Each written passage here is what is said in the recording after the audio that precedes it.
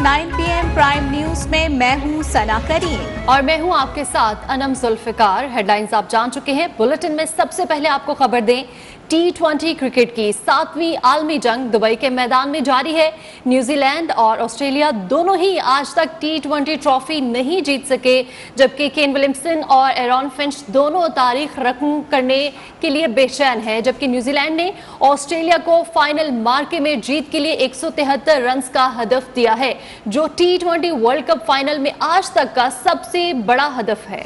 Australia की दावत पर बैटिंग करते हुए न्यूजीलैंड ने 4 विकेट के नुकसान पर 172 रन बनाए। कप्तान केन विलियमसन 48 गेंदों पर 85 रन बनाकर नुमाया रहे। जॉश हैजलवुड ने 16 रन देकर 3 विकेटें हासिल की। दुबई में जारी T20 वर्ल्ड कप फाइनल में कप्तान केन विलियमसन की जारहाना इनिंग्स की बदौलत न्यूजीलैंड ने ऑस्ट्रेलिया को जीत के लिए 173 रन का हदफ दे दिया। न्यूजीलैंड की बैटिंग पर एक नजर डालते हैं। Innovation, and it was required. Oh, and he goes again. He puts it in the gap, but it doesn't matter. 50 comes up. No, just a change of line. Oh, big.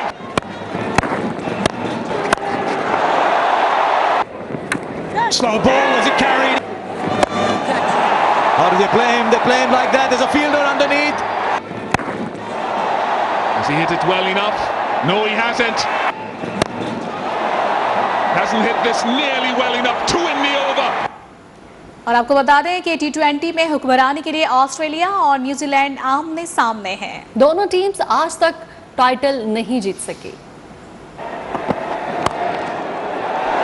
Into the gap, the runs continue leaking from Mitchell Starc. Kiwis और kangaroos पहली मर्तबा तेज rain cricket के Fatih आजम का ताज sir पर सजाने के लिए बेताब। 7वें T20 वर्ल्ड कप फाइनल में न्यूजीलैंड और ऑस्ट्रेलिया मद्दे मुकाबिल। No, just a change of line. Oh, big from Williamson. Monstrous. इससे कबल दोनों टीमों का टाकरा 2015 के वनडे वर्ल्ड कप फाइनल में हुआ, जिसमें ऑस्ट्रेलिया बआसानी 7 विकेट से फाते रहा।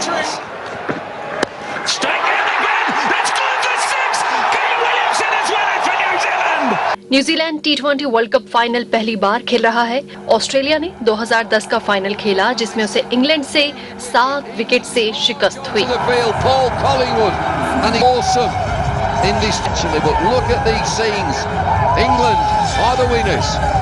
दुबई में जारी मार्के में केन विलियमसन और एरॉन फिंच दोनों ही तारीख रकम करने के लिए बेकरार है। Stand and deliver. Are they going to attack Maxwell? You bet they are. New Zealand की क्रिकेट टीम के बोर्ड की जानिब से अगले साल सितंबर में दौरा पाकिस्तान की यकीन दहानी करा दी गई है। जराये के मुताबिक पाकिस्तान से सिक्योरिटी का बहाना बनाकर दौरा मंसूख करने वाली न्यूजीलैंड क्रिकेट टीम के बोर्ड ने पाकिस्तान क्रिकेट बोर्ड से राबता किया है, जिसमें दौरा पाकिस्तान की यकीन दहानी करवाई गई है। खबरों के सिलसिले को आगे बढ़ाते हुए आपको बताएं कि कराची के इलाके सदर की कोऑपरेटिव मार्केट में लगी आग पर अब काबू पा लिया गया है। कूलिंग का अमल इस वक्त भी जारी है। एडमिनिस्ट्रेटर कराची मुर्तजा वहाब, कमिश्नर कराची और दीगर हुक्काम ने मुतासरा मार्केट का दौरा भी किया है और ताजिरों से बातचीत की है। कोऑपरेटिव मार्केट में मौजूद अपने नुमाइंदे मलिक आफ्ताब से मजीद जान लेते हैं। जी मलिक आफ्ताब, आगाह कीजिएगा। जी बिल्कुल, कोऑपरेटिव मार्केट में होने वाली आग में तकरीबन 80% जो है काबू पा लिया गया, लेकिन कूलिंग का काम जारी है। जो हमारी अब से कुछ देर पेशतर बात हुई है कमिश्नर कराची इकबाल मेमन, जो फायर चीफ फायर ऑफिसर हैं मुबीन अहमद, इसके अलावा एडमिनिस्ट्रेटर कराची मुर्तजा वहाब भी यहाँ पर पहुँचे थे। इन तमाम मुकाम का यही कहना था कि आग से जो है वो तकरीबन 35 दुकानों को नुकसान हुआ है। मुकम्मल तौर पर जो है वो जलकर खाकसर हो गई है। दुकानदारों में काफ़ी स्टॉल भी पाया जाता था। यहाँ पर ये जो हमारी बातचीत हुई है दुकानदारों से, उनका ये कहना था कि यहाँ पर जो है वो शॉर्ट सर्किट की वजह से आग लगी है और यहाँ पर कुछ इलेक्ट्रिक का काम किया जा रहा था। कोई यहाँ की यूनियन कर रही थी, जिसमें जो है वो तारें नंगी थी और वो टकराई हैं, जिससे जो है वो आग लगी है, जिस पर काफ़ी स्टॉल भी पाया जाता था। जब तक मुकम्मल तौर पे जो है वो कूलिंग का अमल मुकम्मल नहीं होता तो इस वक्त तो ये कहना तो कि कबल उस वक्त होगा, उसके बाद इस बात का तमीना भी लगाया जाएगा। लेकिन ये जो हम इसकी कवरेज कर रहे हैं, इससे ये अंदाज़ा हो रहा है कि लोगों का करोड़ों रुपये का जो सामान था वो जलकर खाकसर हो गया। दुकानदारों के जो है वो मनाजर काफ़ी जो है वो दिक्कत आमेज थे। काफ़ी जो है दुकानदार जज्बाती भी थे और जो है अपने इतने बड़े नुकसान पर जो है वो काफ़ी रंजीदा थे, उनकी आंखों से आंसू रवा थे। बिल्कुल, मार्केट में कूलिंग का अमल जारी है। आफ्ताब हमें अपडेट कर रहे थे इस हवाले से, बहुत शुक्रिया।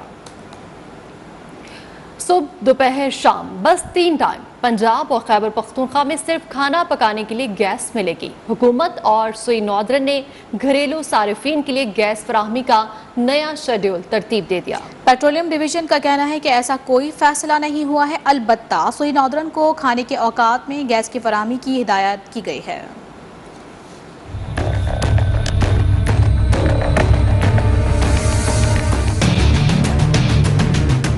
24 घंटे गैस की फराहमी ख्वाब बन गई। अब घरेलू सार्फिन को दिन में सिर्फ 3 वक्त गैस मिलेगी। वजारत पेट्रोलियम और सुई नॉर्दर्न गैस कंपनी ने नया गैस शेड्यूल तश्कील दे दिया है। जराए ने दावा किया है कि घरेलू सार्फिन को सुबह 5:30 से 8:30 बजे तक गैस मिलेगी। उसके बाद गैस की फराहमी सुबह 11:30 से दोपहर 2 बजे तक होगी। गैस की तीसरी फराहमी शाम 4 से रात 10 बजे तक की जाएगी। जराए का कहना है कि गैस फराहमी के नए शेड्यूल का निफाज दिसंबर से फरवरी तक होगा। काबीना कमेटी बराए एनर्जी से गैस लोड मैनेजमेंट की मंजूरी ली जाएगी। दूसरी जानिब पेट्रोलियम डिवीजन का कहना है कि वजारत तवानाई ने 3 वक्त गैस फराहम करने का कोई फैसला नहीं किया। अलबत्ता सुई नॉर्दर्न को खाने के औकात में गैस की फराहमी की हिदायत जरूर की गई है। इससे कबल वजीर तवानाई हम्माद अजहर भी सेनेट में कह चुके हैं कि नाश्ते, दोपहर और रात के खाने के वक्त गैस की फराहमी को यकीनी बनाया जाएगा। हर रोज जो है वो दिन में 3 दफा जो है वो गैस जो है उसकी सप्लाई को यकीनी बनाया जाएगा। गैस की किल्लत के बाइस आवाम को शदीद परेशानी का सामना करना पड़ रहा है। आलमी सतह पर कीमतें बढ़ी तो मुल्क में पेट्रोल मजीद महंगा होगा। मुशीर खजाना शौकत तरीन ने खबरदार कर दिया है। कहा आइंदा चंद रोज में सऊदी अरब से माली इमदाद मिल जाएगी। IMF मुआहदे पर खुशखबरी जल्द सुनेंगे। कीमतें कम करने के लिए इकदाम कर रहे हैं। अगर इंटरनेशनल प्राइसेस बढ़ेंगी तो मजीद पेट्रोल बढ़ेगा। मेरे पास और गुंजाइश ही नहीं है। जो आएगा वो पास थ्रू होगा। IMF पे बात नहीं करना चाह रहा हूँ। वो नहीं चाहते कि इसके ऊपर कमेंट्री हो ज़्यादा। वो चाह रहे हैं कि वो अनाउंस करेंगे। इंशाल्लाह आपको इससे वो जो खुशखबरी है जल्दी मिल जाएगी। एग्रीमेंट के लिए रुका हुआ था जो कि हमने साइन करके दे दिया है। इंशाल्लाह आज मेरी फाइनेंस मिनिस्टर से बात होगी ताकि वो हमें जल्द से जल्द बता सके। और यहाँ वक्त हुआ है एक ब्रेक का, जिसके बाद आप देख सकेंगे दुबई लर्ज उठा, पाकिस्तान का जज्बा खैर सगाली। बैक ब्रेक के बाद आपको बताएं अपोजिशन की स्टीयरिंग कमेटी का कानून साजी के मामले पर हुकूमत से मशरूत ताउन का फैसला। पार्लियामेंट में मुत्तहिदा अपोजिशन ने स्पीकर कौमी असम्बली को जवाबी खत भी लिख दिया। खत में कहा गया है कि पार्लियामेंट के मुश्तरका इजलास से पहले इंतखाबी इस्लाहात और दीगर बिल पार्लियामान की कानून साज कमेटी में लाए जाए।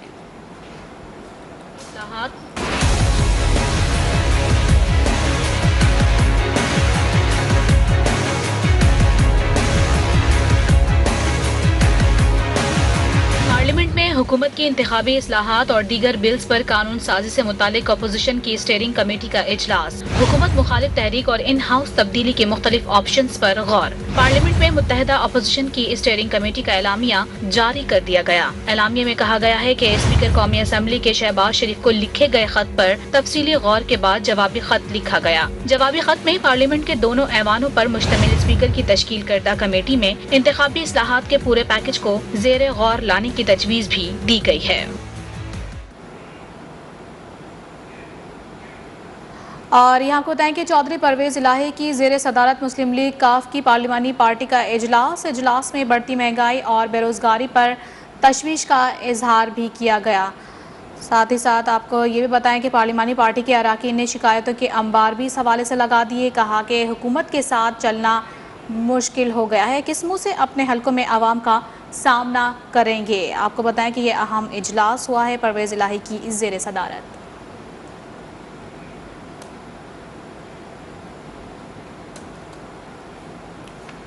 पार्लियामेंट के मुश्तरका इजलास में अहम कानून साजी के लिए हुकूमत ने आइंदा हफ्ते मुश्तरका इजलास बुलाने पर गौर शुरू कर दिया है।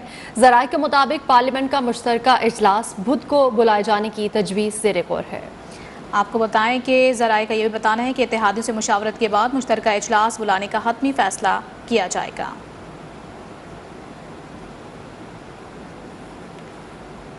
और वफाकी वज़ीर असद उमर का कहना है कि वैक्सीन लगने के बाद PDM की बीमारी भी चली ही जाएगी। सर्दियों में आने वाली बीमारियों की तरह PDM भी आ जाती है, जबकि हुकूमत ख़त्म होने की कहानी हर 3 माह बाद दोहराई जाती है। ये कहानी हर 3 महीने के बाद शुरू होती है। मैं हर 3 महीने के बाद यही बताया जाता है कि हुकूमत जो है वो खत्म होने वाली है और बस अभी गए और इमरान खान वो जाने वाले हैं। इमरान खान बैठे हुए, सर्दी के साथ साथ बीमारियां आती हैं, जुकाम आता है, नज़ला आता है, खांसी होती है, तो ये PDM वाली बीमारी भी आ जाती है। ये भी फरवरी मार्च तक फिर इंशाअल्लाह ताला इनकी वैक्सीन लग जाएगी, वापस चले जाएंगे। खबरों का सिलसिला जारी है, यहाँ वक्त हुआ है ब्रेक का, हमारे साथ रहिएगा। बात करेंगे बढ़ती महंगाई की। मुल्क भर में बढ़ती महंगाई ने आवाम को परेशान कर दिया है। कराची में दूध फरोशों को खुली छूट मिल गई है, जबकि लाहौर के बाजारों में सब्जी की कीमतों ने भी आवाम का मीटर घुमा दिया।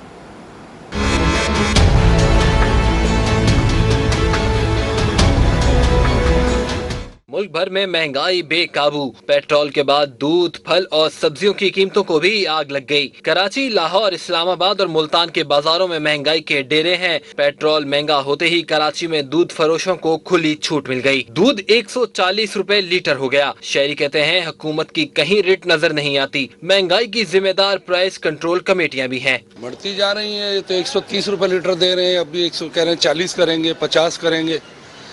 दूध तो बहुत मुश्किल हो गया इस महंगाई के दौर में, बहुत ज़्यादा, यानी हमारे बर्दाश्त से उससे बाहर चला गया है।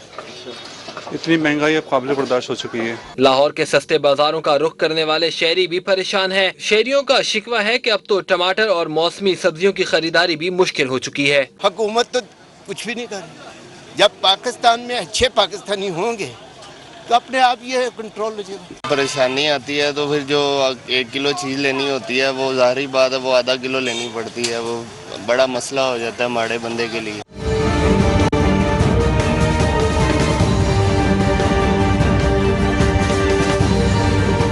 मुल्तान में चक्की के आटे की कीमत में 5 रुपए फी किलो इजाफा कर दिया गया है। शहरियों का कहना है कि एक तरफ हुकूमत कीमतें बढ़ा रही है तो दूसरी तरफ मुनाफाखोरों को भी खुली छूट है।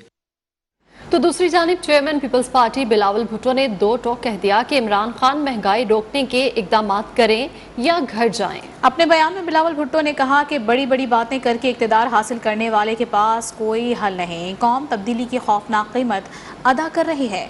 इमरान खान हर बहरान पर नोटिस लेकर नया बहरान पैदा कर देते हैं। महंगाई की सिर्फ एक वजह इमरान खान की नाअहली ही है। और वफाकी हुकूमत का एहसास राशन प्रोग्राम लाने का ऐलान। वज़ीर आज़म की मावन खुसूसी सानिया निश्तर कहती हैं कि वफाक और सूबे मिलकर एहसास राशन प्रोग्राम ला रहे हैं, जिससे 2 करोड़ ख़ानदानों को राशन खरीदारी पर रियायत दी जाएगी।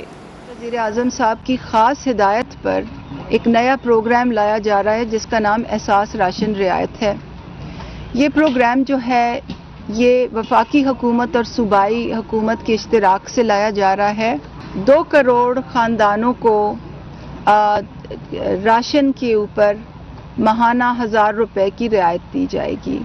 और राशन में 3 मखसूस अशिया हैं, आटा, दालें और तेल या घी। इस वक्त हम रजिस्ट्रेशन के मरहले से गुजर रहे हैं, क्योंकि प्रोग्राम को शुरू करने से पहले हमने किराना मालिकान को भी रजिस्टर करना है और जो ख़ानदान इससे मुस्तफ़ीद होना चाहते हैं हमने उनको भी रजिस्टर करना है। वापिस आएंगे ब्रेक के बाद, हमारे साथ रहिएगा। Come back. ब्रेक के बाद आपको बताएं नाजिम जोखियो कत्ल केस के सबूत मिटाने की तमाम साजिशें नाकाम। कराची पुलिस को मकतूल नाजिम जोखियो का मोबाइल और कपड़े मिल गए। पुलिस ने जाम हाउस के वेयर हाउस से भी शवाहिद इकट्ठा कर लिए हैं। तफ्तीशी हुक्काम के मुताबिक नाजिम जोखियो का मोबाइल फ़ोन और कपड़े कुएं में फेंक कर कुएं में आग लगाई गई थी। मोबाइल फ़ोन और कपड़े फॉरेंसिक ऑडिट के लिए पंजाब में लेबॉर्ट्री भेजे जाएंगे। यहाँ आपको बताएं कि कराची की लांडी जेल से 20 भारतीय माहीगीरों को सज़ा पूरी होने पर रहा कर दिया गया है। कैदियों को वाघा बॉर्डर पर भारतीय हुक्काम के हवाले किया जाएगा। रहा होने वाले भारतीय कैदियों को 4 साल कबल पाकिस्तानी समंदरी हुदूद से गैर कानूनी तौर पर दाखिल होकर मछलियों का शिकार करने के इल्ज़ाम में गिरफ्तार किया गया था। जेल हुक्काम के मुताबिक महकमा दाखिला सिंध के अहकामात के बाद माहीगीरों की गिरफ्तारी के 4 साल बाद रिहाई अमल में लाई गई है। खबर शामिल करेंगे खेलों के मैदान से। West Indian women cricket team ने पाकिस्तान को तीसरा वनडे 6 विकेट से हराकर सीरीज में व्हाइट वॉश कर दिया। तीसरे वनडे में पाकिस्तानी टीम ने पहले बैटिंग करते हुए 225 रन स्कोर किए। वेस्ट इंडियन टीम ने कप्तान स्टेफनी टेलर ने नाकाबिल शिकस्त 102 रन की बदौलत हदफ 44 ओवर्स में 4 विकेट पर हासिल कर लिया। वर्षडन नेशन 51 रन बनाकर नॉट आउट के साथ नुमाया रही। दोनों टीमें वर्ल्ड कप क्वालिफायर खेलने के लिए मंगल को जिम्बाब्वे रवाना होंगी। और दुबई और अबू धाबी में 6.2 शिद्दत के ज़लज़ले के झटके से लोगों में खौफ और हरास फैल गया। आलमी खबर रसा इदारे के मुताबिक मुत्तहिदा अरब अमारात में दुबई और अबू धाबी समेत कई शहरों में ज़लज़ले के झटके महसूस किए गए, जिससे बुलंद इमारतें लर्जने लगी। शहरी घरों से बाहर निकल आए। ज़लज़ले का मरकज़ ईरान के जनूबी इलाके में था। ज़लज़ले के झटके दिगर पड़ोसी ममालिक में भी महसूस किए गए। और ख़बर यह है कि अफ़गानिस्तान के दारुल हुकूमत काबुल में बस को धमाके से उड़ा दिया गया।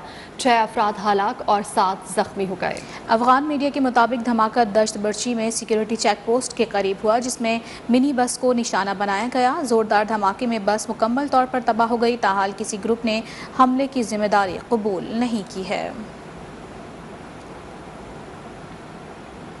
और मुत्तहिदा अरब इमारात में दुबई एयर शो का रंगारंग आगाज। जंगी तैयारों ने फ़ज़ा में रंग बिखेर दिए।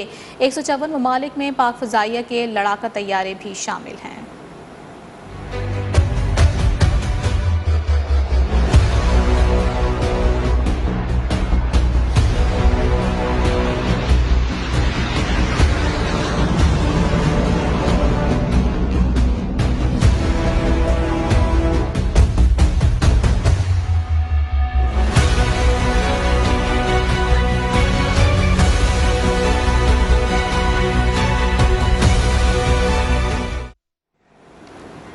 लंदन के शाही एल्बर्ट हॉल में यादों के फेस्टिवल का इनेकाद। शहजादा चार्ल्स और सियासतदानों ने बरतानिया के लिए कुर्बानी देने वालों की याद मनाई। खुसूसी बैंड्स ने ड्रम बजाए और तराने गाकर खिराज अक़ीदत पेश किया।